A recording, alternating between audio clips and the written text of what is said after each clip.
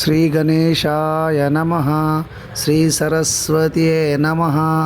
శ్రీపాదవల్లభ నరసింహ సరస్వతి శ్రీ గురు దత్తాత్రేయాయ నమః.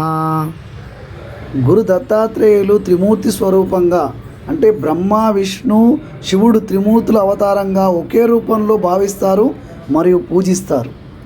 సంస్కృతంలో దత్త అంటే ఇవ్వబడినది, మంజూరు చేయబడినది లేదా బహుమతిగా చేయబడినది అని అర్థం.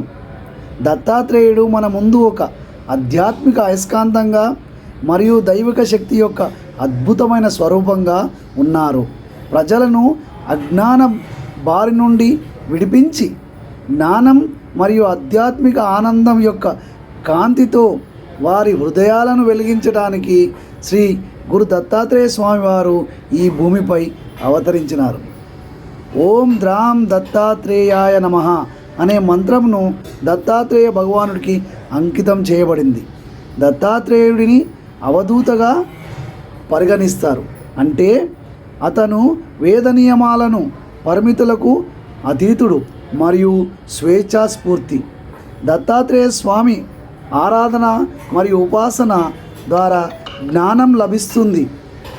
ఆరోగ్యం, సంపద, విజయం, శాంతి మరియు శ్రేయస్సుతో కూడా దీవించబడతారు. ఓం అవధూత చింతన శ్రీ గురుదేవ దత్త. అవధూత చింతన శ్రీ గురుదేవ దత్త. అవధూత చింతన శ్రీ గురుదేవ.